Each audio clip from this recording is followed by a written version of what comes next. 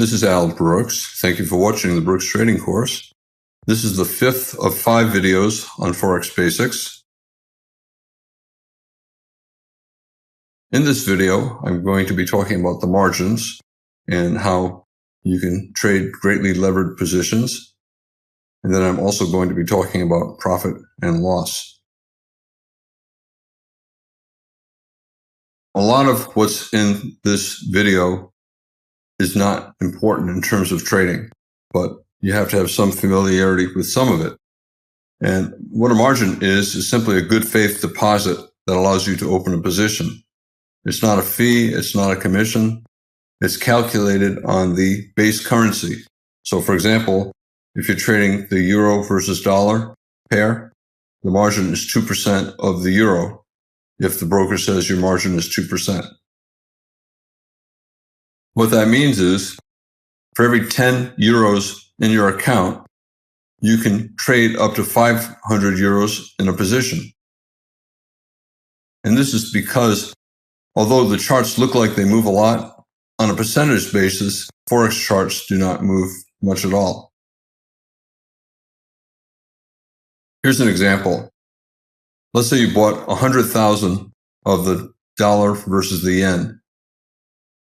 And let's say your fill price is 104.041. Margin is 2% of the base currency, in this case, the dollar. And if you're trading 100,000 units, $100,000, 2% of 100,000 is $2,000. So if you had $2,000 in your account and your broker was allowing you to trade with a 50-to-1 leverage, 50-to-1 margin, a 2% margin, then your $2,000 would allow you to buy $100,000 yen. Here's an example with the euro versus the dollar. And let's say you wanted to buy 100,000 units of the euro versus the dollar. And let's say your fill price was here, 1.31275. And let's say your broker currently is allowing you to trade with only a 2% margin. That's 2% of the base currency, which is the euro, the first of the two terms. 100,000 units times 1.31275 dollars per euro, okay, equals $131,275. So a 2% margin, if you have a U.S. brokerage account, 2% of that is about $2,600. If you want to trade 100,000 euro versus the dollar, you need at least $2,600 in your account. Every now and then, if a currency pair moves a lot, the broker will reduce the leverage and increase the margin. So instead of 2% margin, which allows you to trade 50-to-1, he might raise the margin to 4%.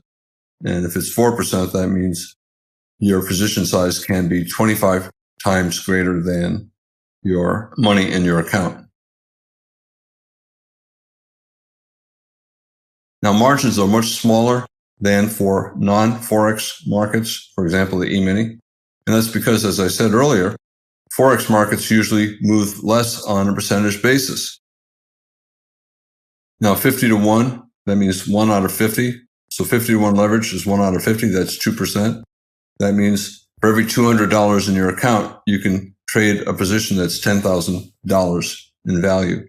Now, if you have a $200 account, you should not be trading $10,000. You should not be trading your entire account. However, theoretically, your broker would allow it.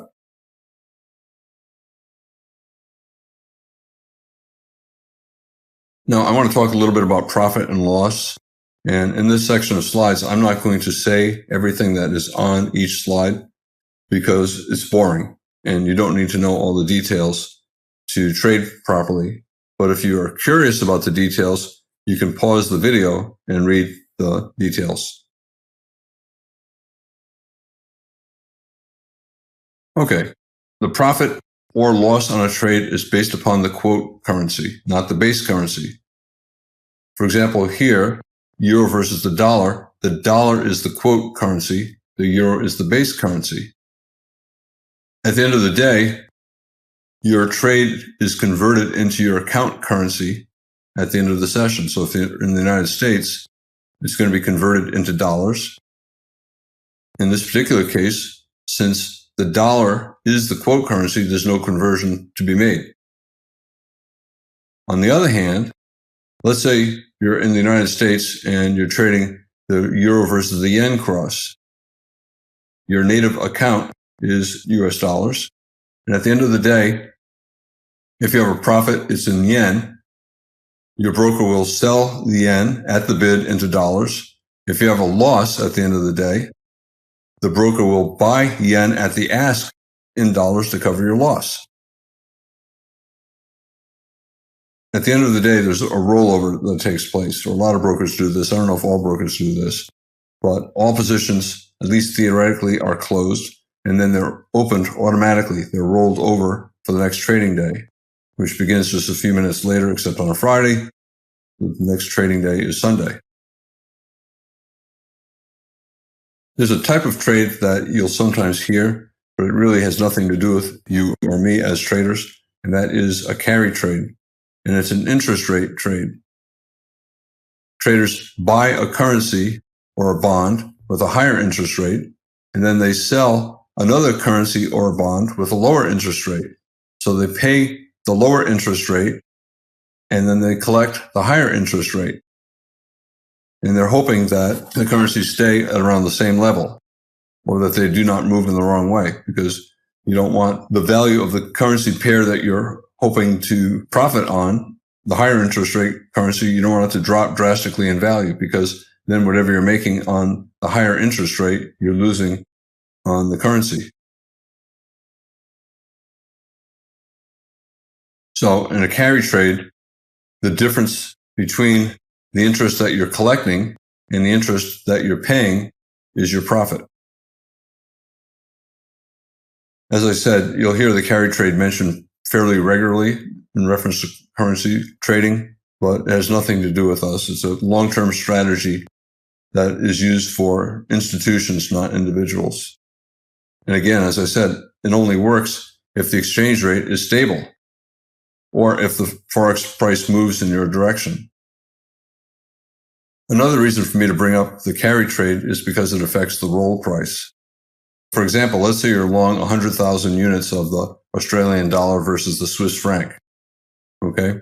And let's say if the rate rolls at $3.20 for longs and minus $6.10 for shorts,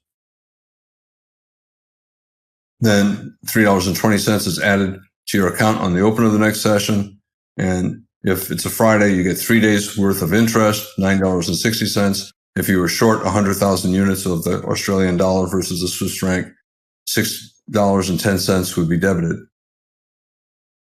Now, this is what I was talking about when I started this video, that there's math here coming up, and you do not need to know any of this to be a Forex trader. However, if you're curious, I put the math here. And I'll just leave this slide on for a moment in case you're curious. If you're not curious, you can just advance.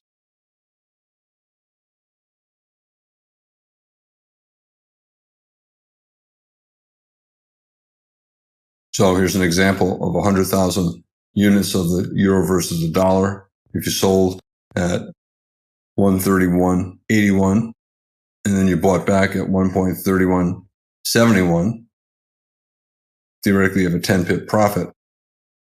And on 100,000 units, this is the math that takes you to the $100 profit. Another example, let's say you bought 100,000 units of the dollar versus the yen, and you bought it at 103.80, and you sold it at 104.11. And if you did the conversion, you had 31 pips profit, and that would be about a $300 profit. And one final example, 100,000 units of the euro versus the yen. If you bought it at 136.80 and sold it at 137.90, right, and you did the math, you'd have about $1,000 profit. Again, you're not going to sit down and do these calculations. There are profit calculators online, PIP calculators online. A lot of the brokers provide them when you open your account, and this just gives you the math that's behind it. When you're trading, you got to be thinking about trading. You can't be doing all of these conversions. So in this video, I talked about margins and how they are small compared to when you trade stocks or futures. And I also talked a little bit about the math for profit and loss calculations. And it's nice to know the math, but it's not at all necessary to trade, and most traders don't pay any attention to the math. This is Albrooks, and thank you for watching the Brooks Trading course. This is the 5th and final video on Forex Basics.